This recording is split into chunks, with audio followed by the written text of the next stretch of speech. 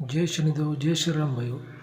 आज का जो हमारा विषय है, घर में गुप्तधन होने पर क्या संकेत मिलते हैं, गुप्तधन की खोज। इस विषय पर आज हम चर्चा करने वाले हैं, विश्लेषण करने वाले हैं। अगर आपने चैनल को सब्सक्राइब नहीं किया, सबसे पहले चैनल को सब्सक्राइब करिए, लाइक करिए, शेयर करिए, क्योंकि जो भी मैं आपको जानकारी देता हूँ भाई, वो बिल्कुल सही जानकारी देने की कोशिश करता हूँ। इसी वजह से ऐसी जानकारी आपको कहीं भी सुनने को नहीं मिलेगी। तो मैं आपको बार बार कहता हूँ कि अपने चैनल को सब्सक्राइब करिए, लाइक करिए, शेयर करिए। भाई, वो जो अपने चैनल का मकसद है, जो संदेश है कि कानून के खिलाफ, धर्म के खिलाफ कोई भी काम मत करिए। अभी देखिए, जो धन की बातें होती है, गुप्त धन की बातें होती है, ये पहले ज़माने की बातें हैं, 500 1000 साल पुरानी, 200 साल पुरानी। पहले ज़माने में बैंक लॉकर नहीं थे, आप सब लोग जानते हैं।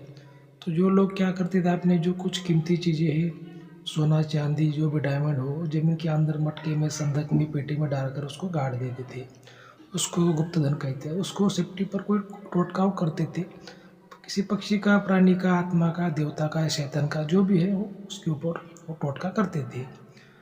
तो अभी बात है ऐसी कि बहुत से लोगों के मुझे सवाल आते हैं कि गुरुजी, घर में धन होने पर, गुप्त धन होने पर क्या संकेत मिलते हैं। कुछ लोगों के मुझे ऐसे भी कुछ सवाल आए।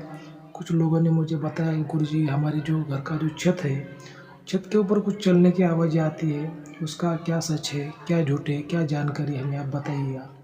इसी वजह से मैंने इस पर जो आज मैं वीडियो बनाने का मैंने सोचा है, वीडियो को पूरा देखिए तभी आप इस बात को समझ पाओगे।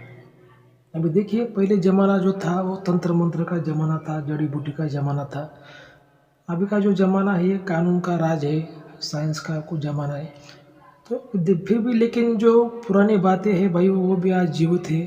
भले ही हम कितने भी परिवर्तन कर ले, हम कितने भी बदल जाए, लेकिन जो कुछ पुरानी बातें हैं वो बदल नहीं सकती, वो आज भी मौजूद है। लेकिन क्या है कि जिसके पास में जितना ज्ञान होता है उतना ही वो देख पाता है, सुन पाता है, वैसी बातें हैं।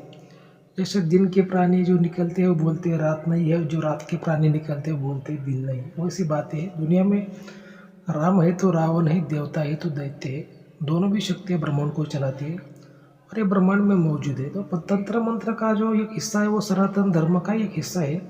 जैसे महाकाली, काल भैरव, ये जो आते हैं तंत्र मंत्र के तामसिक देवता आते हैं, तो सनातन धर्म का ही वो हिस्सा है।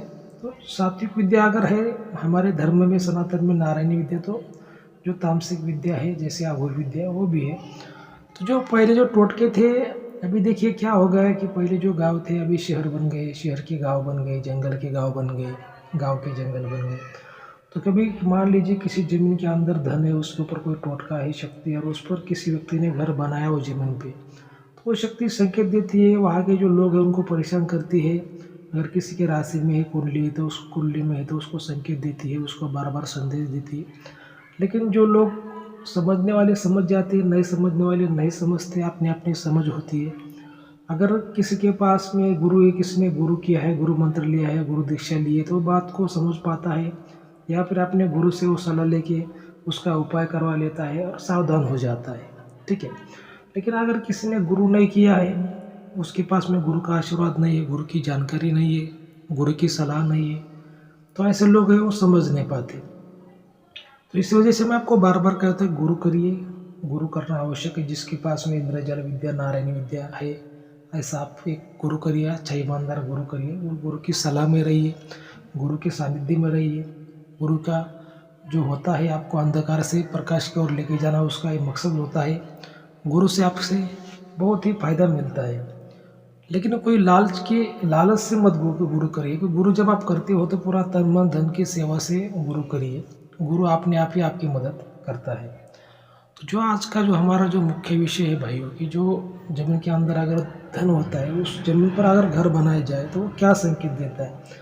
देखिए, जो पहले ज़माने की बातें, हमारे जो दादा गुरु थे वो बहुत बड़े तांत्रिक थे, उनके पास में इंद्रजाल विद्या थी, नारायणी विद्या भी थी। तो उन्होंने ऐसे लाइव प्रयोग उनके जीवन में देखे थे। जब जिस किसी घर में धन होता है और जिस किसी ज़मीन के अंदर धन होता है, उसके ऊपर जब घर बनाया जाता है, तो उस घर के अंदर के लोगों को जो शक्तियाँ है वो संकेत तो देती है, सपनों के माध्यम से, रियल में हो, कुछ उनको आवाज़ें आना, कुछ उनको ऐसा आभास होना, कुछ महसूस होना, या फिर उनकी सुख शांति पूरी वो छीन लेती है, पैसों की समस्या, चाहे कारोबार की समस्या, घर में वाद विवाद हो, कोर्ट मैटर हो, जो भी हो ऐसे होती। लेकिन एक सबसे बड़ा जो उसका राज है, तो कुछ बड़ी बड़ी अगर किसी धन पर बड़ी शक्तियाँ हैं, जैसे कोई शैतान की है, आत्मा की है, तो बड़ी बड़ी शक्तियाँ क्या करती है, उस घर का जो छत होता है, वो पहले ज़माने के जो छत थे वो स्टील के थे, अभी वो स्लैब के कंक्रीट का आ गए, सीमेंट कंक्रीट के। लेकिन पहले ज़माने के जो छत थे वो जैसे स्टील के थे, तो उस पर वो कोई प्राणी चल रहा है, कोई इंसान चल रहा है, ऐसी आवाज़ें आती थी। वो स्टील के जो पत्थर थे वो बजते थे, ऐसा महसूस होता था कि भाई अपनी छत पर कोई चल रहा है। अभी भी जो कुछ लोगों के स्लैब के घर है, कंक्रीट के घर है, उनको भी ऐसा कभी कभी लगता है कि उनके घर से ऊपर से कोई चल रहा है। देखिए भाई, वो मेरा किसी को अंधश्रद्धा में डालने का कोई मकसद नहीं है, लेकिन जो है वो है, अपने बचाव के लिए कुछ ना कुछ तो करना पड़ता है। जैसे कोई व्यक्ति बीमार होता है तो हम दवा का भी सहारा लेते हैं और दुआ का भी सहारा लेते हैं। ये वैसी बात होती है भाइयों कि अगर कोई व्यक्ति दुखी है, परेशान है, तो उसके बचाव के लिए कुछ ना कुछ व्यक्ति को करना पड़ता है, उसमें कोई गलत बात नहीं है।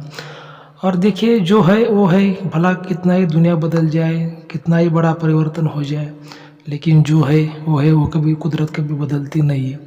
तो अगर पहले ज़माने में अगर हमारे जो शास्त्र बताते हैं कि भाई शास्त्रों में लिखा है कि देवता शक्ति है, दैत्य शक्ति है, तंत्र मंत्र है, सात्विक विद्या है, अघोरी विद्या है, तो पहले ज़माने में जो जमीन के अंदर धन थे, अभी भी लोगों को धन मिलती है, उस पर शक्तियाँ भी थी, ऐसा तंत्र शास्त्रों में बताया गया है। तो फिर ये जाहिर सी बात है कि अगर किसी के घर में धन है, उस पर शक्ति है, तो फिर उसका पूरा सुख चैन वो छीन लेगी। तो ऐसा किसी को लगता है, किसी को महसूस होता है, तो उसका उपाय करना चाहिए। और देखिए, अगर आप अच्छा गुरु करते हैं, सही गुरु करते हैं, गुरु के सानिध्य में आप है, गुरु की सलाह में आप है, तो आपका कभी नुकसान नहीं होता। और कभी आप किसी संकट में आप पड़े भी गए तो गुरु आपको उससे बाहर लाता है।